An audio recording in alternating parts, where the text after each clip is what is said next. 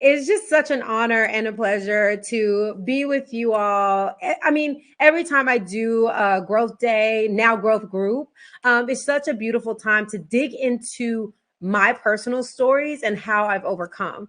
And so when it comes to overcoming adversity, like I definitely have a plaque for that because I've been through so much in my life. I shared a lot in my book, Let Your Fears Make You Fierce, of how I went through different adversities, and it triggered fears in myself, and I really had to stand in my power. And I feel like we all go through ups and downs, and sometimes when we're going down, it stops us. We stall, we halt. And today I'm going to take you through my 4 steps of overcoming adversity so that you have a toolbox when you hit it down, because it's guaranteed. We're all spiritual beings having a human experience. And I think it's up to us to decide if we want to allow that human experience, whatever it was, however traumatic, do we want that to stop us from being fully expressed, fully in our power, and living in our truth and purpose and making that impact we want to make? So if you're feeling like, dang it, I'm getting hit right now, dang it, Mercury is in retrograde, dang it, what is happening across the board? Know that everything that happens to you can be a stepping stone to the next evolved version of yourself. And so we're going to talk about that. So the first step is embracing. It's really embracing the failure. And I do that by just acknowledging it. Like, you know what? That didn't work out for me. And the first time that I really felt the ting or the sting of depression, which I've had depression during different stages in my life, even as a coach.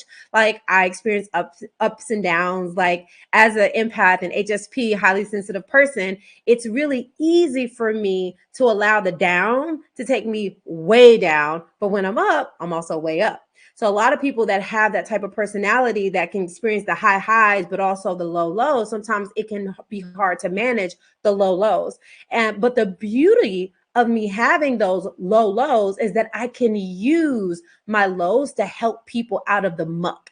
And one of my first experiences where I went low was when I was in college, and I was running track and field. I thought I was superwoman, high jump, long jump, shot put, javelin. I was a heptathlete doing all the events, slated to win the conference the next year, doing everything I thought I should be doing. I'm on a trajectory to win the conference meet. And I just thought I was on top of the world. I had a full scholarship.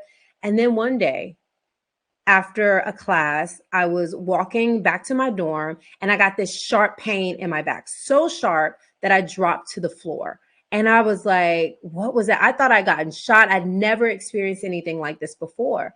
And I was just like, okay, this is not good. And I called my coach right away. They took me to the doctor and they were like, Koya, you have a stress fracture. And if anyone's had any back pain or back problems or a stress fracture or broken, your back is connected to your top and your bottom. It's the middle of everything. So it's like you can't get around it. And they said it's going to take time for this to heal because a stress fracture is a compounded, from long-term abuse. Basically, I'd been abusing my body, not getting enough sleep, not recovering like I was supposed to. So I had this stress fracture. My coach was like, I'm sorry, but you're out for the season. Big elephant tears, like out for the season. I knew what happened. Like when people come out for the season, they end up losing their scholarship. They end up being replaced by another teammate. And whether you've lost a job or lost like there's so many ways we can lose what we thought we had grips on. And sometimes that can be devastating. And I was devastated because this was my meal ticket. This was my way to a better life, a better education. This was my thing. And I was like, what did I do? So first I blamed myself and I was beating myself up and just being hard on myself. I know some of you are right there now. Like maybe you're beating yourself up for failing at something or getting hurt or something didn't work out the way you thought it would. But I was there doing that exact thing. And I was crying through classes. I went into a depression. And that looked like me crying unexplainably in the middle of class. And then the teacher was like, Koya, I can't have you in the class. I'm going to send you to a counselor. So I went to this counselor and the counselor was like, I want you to try yoga. And I'm thinking, yoga? I'm a Southern Baptist girl. So I was like, I thought it was another religion. I was like, I can't worship any idol gods or anything like that. I thought that's what it was back in the day. And the teacher was like, no, it's just stretching. We all know it's more than that now. But then I was told it's just stretching. It's going to help you calm down and kind of get a grip on your emotions. And so I was like, okay, it's not like I really had a choice. So I went to this yoga class. First of all, I didn't fit in. I'm 5'11". No one there looked like me. I could do none of the poses. I cannot even touch my toes. I felt like I do not belong here. What am I doing? Why am I here? And I just felt like my life, I didn't want to live anymore. I was like, this is not what I signed up for. This is not what I want to be doing. I'm so far from home. I feel like a fish out of water. And now I can't do the one thing that I absolutely loved and I was absolutely good at. So as I was feeling frustrated in class, the teacher came over to me and she said, I want you to just breathe. Don't focus on the poses. Don't focus on getting things right. Just breathe. And so I took this deep breath with her. And when I took that deep breath, I felt chills all over my body. I felt spirit, what I identify as spirit. And I was like, okay, this is good. This is a good feeling. I know this feeling before.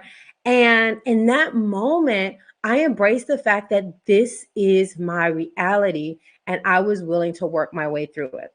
So with that, I wanted you all to take a deep breath with me. Take a deep inhale through your nose and exhale, sigh it out.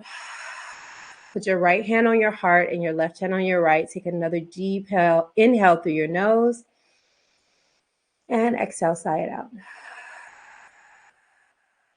I invite you to close your eyes or gaze softly at the ground.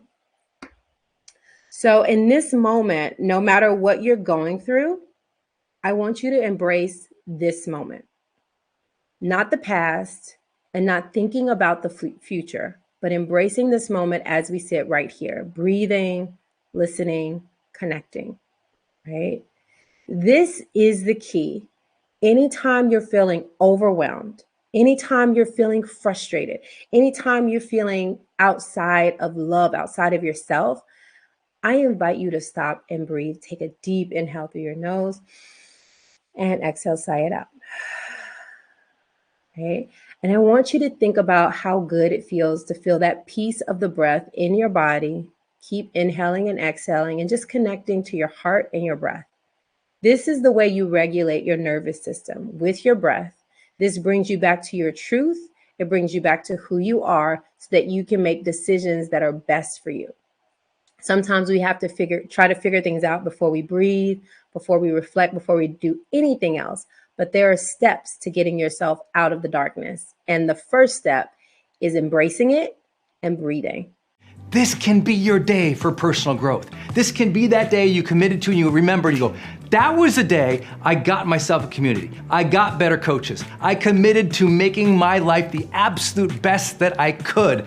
This is that day. Make today your growth day. Click the button on this page and sign up right now.